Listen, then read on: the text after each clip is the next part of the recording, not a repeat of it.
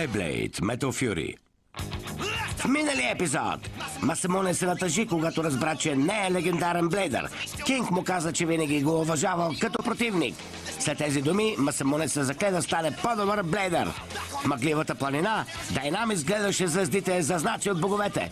Беше прекъснат от тайствения водач на злите сили Плуто. Плуто се опита да го убеди да се присъедини към злото, като му предаде звездния фрагмент, за да събудят Немесис.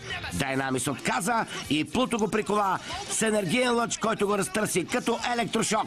Дайнамис безпомощно гледаше как енергията изпълва вътрешността на храма. Лъвът в пустоща. 8993, 8994, 8995, 8996, 8997, 8998, 8999.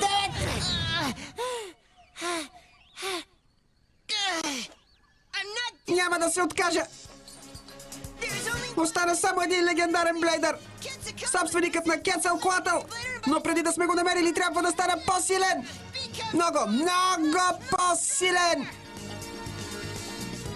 Не мога да си позволя да загубя 9000 и 1 и 2 и 3 и 4 9996 и 7 и 8 и 9 10 000.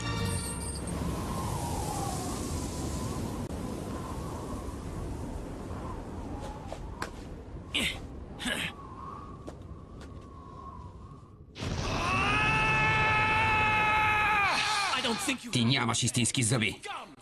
Всичко това са празни приказки. Вярваш на тези глупости, защото искаш да се чувстваш важен.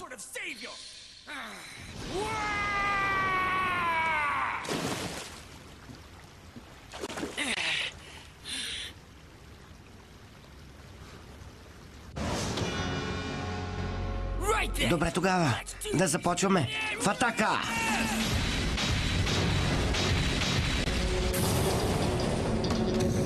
Ответният удар на цар Лъв!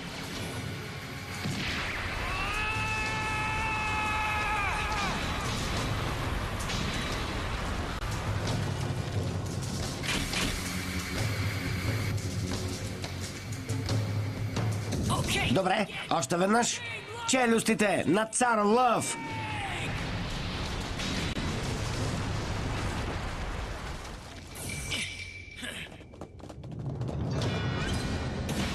Не мърдай!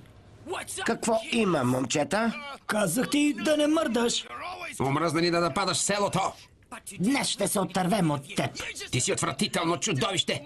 Това не беше много мило. Не знам за какво говорите, но ако искате да се бием, аз съм готов.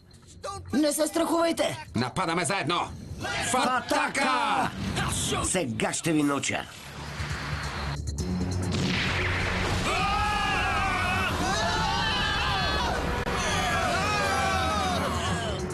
Още ли искате да се бием? Разбира се! Чакайте! Всички да се успокоят. Това не е нашият враг. Господарю! Уменията му са изключителни! Погледнете блейда на този човек. Не е като блейда на чудовището. Съжаляваме, прав си. Моля да ни извините, господине. Какво става с вас, хора? Работата е там, че в долината Бейбамба таинствено чудовище ни напада с могъщ и ужасяващ Блейд. Ужасяващ Блейд? Живее сред руините в планината. Но понякога слиза до селото. Тормози ни, краде храната. Тръгнахме да го търсим, когато чухме някакъв рев и... Решихме, че чудовището отново се е появило. Съжаляваме, господине. След като видяхме колко си силен, имаме една молба. Моля те, отърви ни от това чудовище. Какво ще кажеш? Аз ли? Нуждаем се от помощ. Хората от селото не могат да победят онзи Блейд. Ако се биеш за нас, ще ти бъдем много благодарни. Благодарни? Селото е бедно и не можем да ти предложим голяма награда. Моля ви, господине, ако можем да направим нещо за вас, само кажете. Оставете ме на мира! Стига сте ме молили! Не ми трябва награда! Значи, сред руините в планината има тайствено чудовище с Блейд, така ли? Интересно! Идеалният опонент за тренировките. Казвам се Кьоя, а това е Лион. Двамата ще се позабавляваме.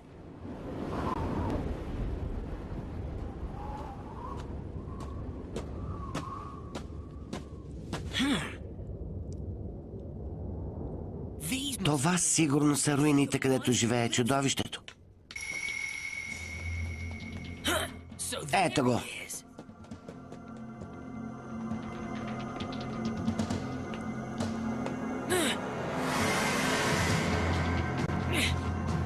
Ти ли си чудовището?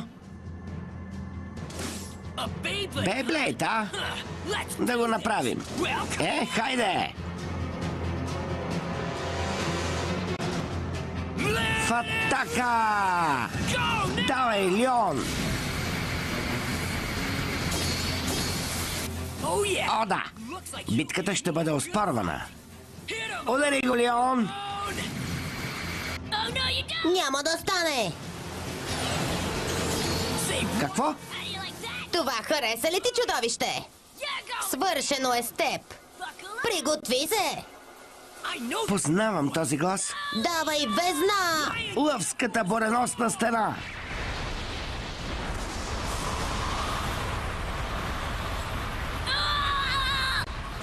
Наистина ли си ти, Ио?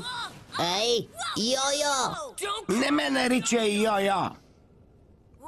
Не мога да повярвам, че Йо-Йо е тук! Слънцето проектира сянката ти върху мъглата и изглеждаш като чудовище. Страхотен номер. Браво! Не мога да повярвам, че Йо-Йо е чудовището! Разочарован съм. Надценил съм те. Нападаш селото и крадеш храна? Невероятно! Защо го правиш? За какво говориш, Ио? Нищо такова не съм направил. Не дей да ме лъжиш. Не знам какво е станало с теб, но тези неща не са хубави. Слушай, глупчо, научих за чудовището от селените и дойдох да се бия с него. Значи ти не си чудовището? Не, вече ти казах. Сенките в мъглата ни карат да изглеждаме като чудовища. Това е нелепо. Сенките? Тогава къде е истинското чудовище? Не знам. Само си загубих времето. Лион, тръгваме си. Чакай малко. Супер! Какъв е този Блейд? Наистина ли е Лион? Страхотен е!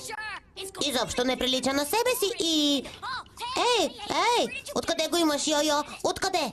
Ти сериозно ли? Значи не си чул нищо от Цубаса? От Цубаса? Повикаха го в щаба на асоциацията. От тогава не съм говорил с него. Наложи се да започна тренировките съвсем сам, въпреки че обеща да ме придружи. Излъгаме! Представяш ли си? Значи през цялото време си бил сам? Да, затова нямах търпение да вляза в битка. Разбираш ли? Хайде, защо не се биеш с мен? Да се бия с теб? Искам да се изправя срещу новия Лион. Ще бъде супер! Ще го направиш, нали? Стига глупости. Нямам време да си играя с теб. Ясно? Ей! Какво точно означава това? Тренирах усилено след последната ни среща и вече съм по-силен. Върни се и се бий като мъж. Ей, моля те! Йо-йо, хайде да се бием, моля те! Казах ти да не ми викаш йо-йо. Трябва да се бия с някого! Хайде, хайде, хайде! Ще ти позволя да започнеш, пръв, искаш ли? Сериозно? Много си щедър. Не ми трябва предимство срещу такива като теб, дребен. Значи все пак ще се биеш с мен, нали? Ура! Чакай малко. Ще направя стадион. Хайде, везни!